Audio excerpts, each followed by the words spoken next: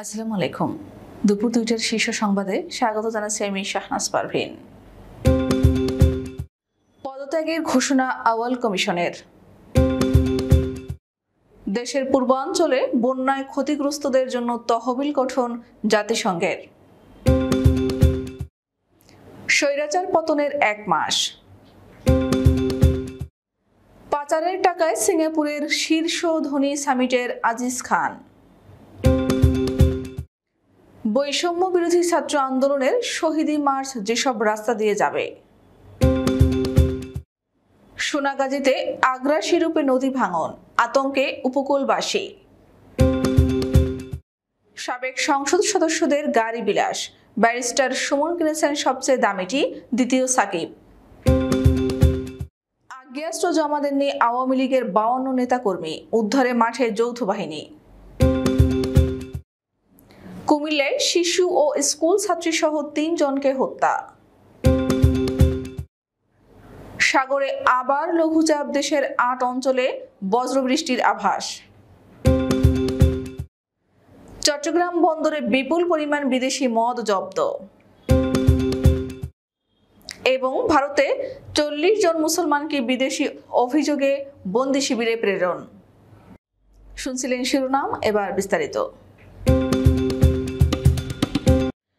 সংবিধান অনুযায়ী 5 বছরের জন্য দায়িত্ব নির্ধারণ করা থাকলেও মাত্র 2.5 বছরেই বিদায় নিলেন কাজী হাবিবুল আউয়াল নেতৃত্বাধীন নির্বাচন কমিশন। আজ বেলা 12টায় আয়োজিত সংবাদ সম্মেলন সিইসি পদত্যাগের ঘোষণা দেন। কমিশনের অন্য 4 সদস্য হলেন অবসরপ্রাপ্ত ব্রিগেডিয়ার জেনারেল আহসান হাবিব খান, অবসরপ্রাপ্ত জেলা ও দায়রা জজ রাশেদা সুলতানা, অবসরপ্রাপ্ত জ্যেষ্ঠ সচিব মোহাম্মদ আলমগীর ও আনিসুর রহমান। বাংলাদেশের পূর্বাঞ্চলে 3 দশকের মধ্যে সবচেয়ে ভয়াবহ বন্যায় ক্ষতিগ্রস্ত মানুষের জন্য তহবিল গঠন করেছে জাতিসংঘ।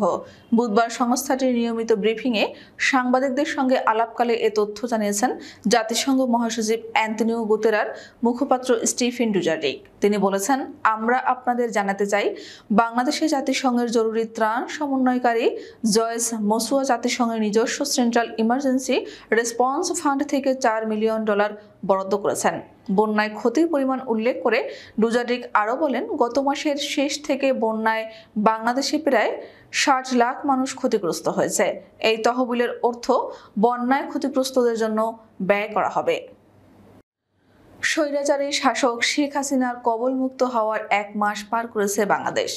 গত 5 আগস্ট ছাত্র জনতার তীব্র আন্দোলনের মুখে প্রধানমন্ত্রীর পদ থেকে পদত্যাগ করে দেশ ছেড়ে পালিয়ে যান আওয়ামী লীগ সভাপতি শেখ হাসিনা। তিনি এখন ভারতের রাজধানী নয়াদিল্লিতে অবস্থান করছেন। একদিকে স্বৈরাচারের থাবামুক্ত হওয়ার আনন্দ, আরেকদিকে স্বজন হারানোর বেদনা নিয়ে সময় পার করছে দেশের মানুষ। বৈষম্য বিরোধী ছাত্র আন্দোলনের 1 দফার সামনে মুখ থুবড়ে পড়ে স্বৈরাচার শেখ হাসিনার সরকার। ছাত্র জনতার গণ আন্দোলন কেন্দ্র করে পুলিশ সহ আইন শৃঙ্খলা রক্ষাকারী বাহিনীর গুলি এবং আওয়ামী লীগের সশস্ত্র সন্ত্রাসীদের হামলায় প্রাণ হারিয়েছেন শিক্ষার্থী সহ নানা পেশার 1000-এর বেশি মানুষ।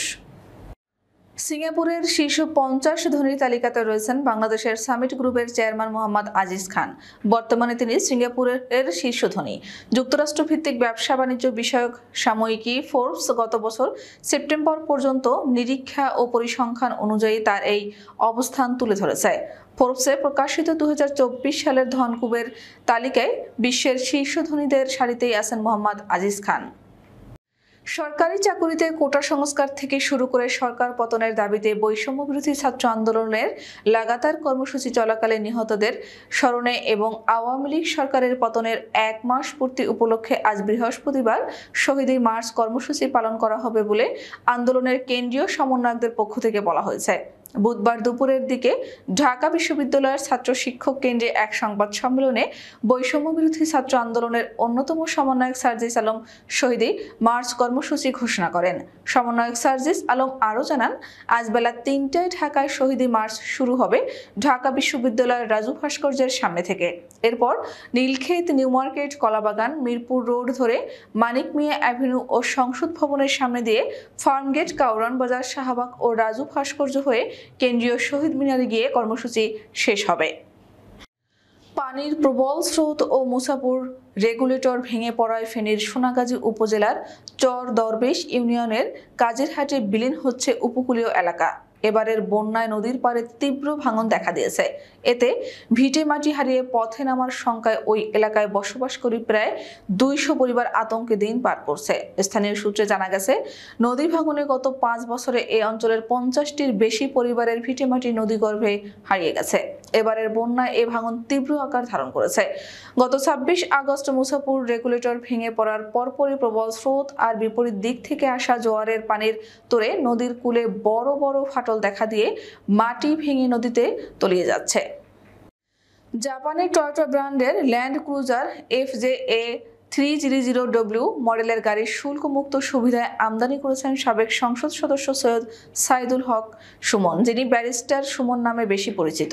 গত 7 জানুয়ারির নির্বাচনে স্বতন্ত্র প্রার্থী হয়ে তিনি প্রথমবারের মতো সংসদ সদস্য নির্বাচিত হন। দ্বাদশ সংসদ নির্বাচনের পর 51 জন সংসদ সদস্য শুল্কমুক্ত সুবিধায় গাড়ি আমদানির উদ্যোগ নিয়েছিলেন, ঋণপত্র খুলেছিলেন। তাদের মধ্যে 10 জনের গাড়ি দেশে এসেছে, 6 জন গাড়ি খালাস করতে সমর্থন হয়েছেন। 4 জনের গাড়ি খালাস করার আগেই ছাত্র জনতার গণ অভ্যুত্থানে গত 5 আগস্ট আওয়ামী লীগ সরকারের পতন হয়। ফলে 4 সংসদ সদস্যদের গাড়ি আটকে দিয়েছে কাস্টমস। দ্বিতীয় সর্বোচ্চ দামি গাড়ি কিনেছেন মাগুরা 1 আসনের সাবেক সংসদ সদস্য ও ক্রিকেটার সাকিব আল হাসান। গত 30 জুলাই তিনি গাড়িটি খালাস করেন। সংসদ সদস্যরা নিজেদের শুল্কমুক্ত সুবিধায় আমদানি করলে ছাড় পান প্রায় 10 কোটি টাকা। কার্যত তারা 12 কোটি টাকার গাড়ি কিনতে পারেন 1.5 কোটি টাকায়। সরকারের নির্দেশনা অনুযায়ী কক্সবাজারে অস্ত্র জমা দেননি আওয়ামী লীগ ও অঙ্গ সংগঠনগুলোর অন্তত 52 নেতাকর্মী। অনুসন্ধানে জানা গেছে, গত 5 আগস্ট ছাত্র জনতার অভ্যুত্থানে শেখ হাসিনা সরকারের পতন ঘটলে আওয়ামী লীগের অনেক নেতাকর্মী আত্মগোপন করেন।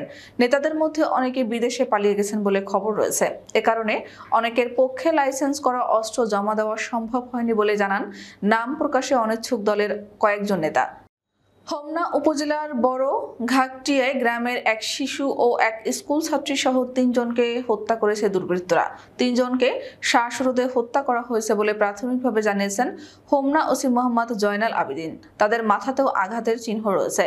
নিহতরা হলেন ওই গ্রামের বাসিন্দা ও উপজেলার দুলালপুর বাজারের ব্যবসায়ী মোহাম্মদ রিজাউল করিমের মেয়ে, দুলালপুর উচ্চ বিদ্যালয়ের 9ম শ্রেণীর ছাত্রী তিশামণি, রেজাউল করিমের মামাতো ভাইয়ের স্ত্রী মাহমুদা আক্তার ও তার একমাত্র ছেলে শাহাবুদ্দিন।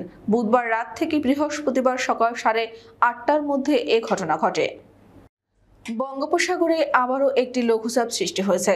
মৌসুমী বায়ু বাংলাদেশের ওপর মোটামুটি সক্রিয় রয়েছে। এরই মধ্যে আজ দেশের 8 অঞ্চলের উপর দিয়ে 60 কিলোমিটার বেগে ঝোড়ো হাওয়া বজ্রবৃষ্টির পূর্বাভাস দিয়েছে আবহাওয়া অধিদপ্তর। বৃহস্পতিবার সকালে প্রকাশিত আবহাওয়া পূর্বাভাস থেকে এসব তথ্য জানা গেছে। আবহাওয়া সতর্কতায় বলা হয়েছে, সন্ধ্যা 6টার মধ্যে রংপুর, দিনাজপুর, রাজশাহী, পাবনা, বগুড়া, টাঙ্গাইল, ময়মনসিংহ এবং সিলেট অঞ্চলসমূহের উপর দিয়ে দক্ষিণ বা দক্ষিণ পূর্ব দিক থেকে ঘন্টায় 45 থেকে 60 কিলোমিটার বেগে অস্থায়ীভাবে দমকা বা ঝোড়ো হাওয়া সহ বৃষ্টি বা বজ্রবৃষ্টি হতে পারে। দেশের নদীবন্দরগুলোকে বরাবরের মতো 1 নম্বর বিপদ সংকেত দেখাতে বলা হয়েছে। চট্টগ্রাম বন্দরে মিথ্যা ঘোষণায় আনা একটি কন্টেইনার তল্লাশি করে বিপুল পরিমাণ বিদেশি মদ জব্দ করা হয়েছে। বুধবার রাতে গোপন সংবাদের ভিত্তিতে অভিযান পরিচালনা করে চালানটি জব্দ করা হয়েছে। বৃহস্পতিবার বেলা 11টার দিকে চট্টগ্রাম কাস্টমস হাউসের deputy commissioner AKM Khairul Bashar এ তথ্য নিশ্চিত করেন।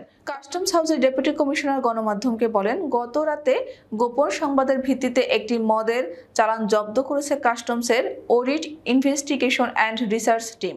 চট্টগ্রাম বন্দরের NCT ইয়ার্ডে 20 ফুট দৈর্ঘ্যের একটি কন্টেইনার থেকে এ মদের চালান আটক করা হয়। ভারতের উত্তর পূর্বাঞ্চলীয় রাজ্য আসামের 40 জন বাংলাভাষী মুসলমানকে বিদেশি বলে চিহ্নিত করে বন্দি শিবিরে পাঠানো হয়েছে। গত প্রায় 1 মাসে 3 দফায় বরপেটা জেলার ওই বাসিন্দাদের বিদেশি হিসেবে চিহ্নিত করেছে ওই রাজ্যের ফরেনার্স ট্রাইব্যুনাল। এদের মধ্যে 9 জন নারী আছেন। আটকদের মধ্যে অন্তত 1 জনের সন্ধান পাওয়া গেছে, যার পরিবার দাবি করছে তার নাম জাতীয় নাগরিক পঞ্জির চূড়ান্ত তালিকায় রয়েছে। অর্থাৎ তিনি যে ভারতেরই নাগরিক তা এক জটিল প্রক্রিয়ার মধ্যে দিয়ে যাওয়ার পরে ভারত সরকারের স্বীকৃতি পেয়েছে। আমাদের পরবর্তী রাত 10টার শীর্ষ সংবাদ দেখার আমন্ত্রণ জানিয়ে এখনকার মতো বিদায় নিচ্ছি। দর্শক, ভিডিওটি শেষ পর্যন্ত দেখার জন্য আপনাকে অসংখ্য ধন্যবাদ। নিত্য নতুন সংবাদ পেতে আমাদের ইউটিউব চ্যানেলটি সাবস্ক্রাইব করুন ও নিয়মিত নোটিফিকেশন পেতে বেল বাটনটি ক্লিক করুন এবং আমাদের ফেসবুক পেজটিতে লাইক করুন। এছাড়াও আমাদের ভিডিওতে লাইক দিয়ে শেয়ার করুন। আল্লাহ হাফেজ।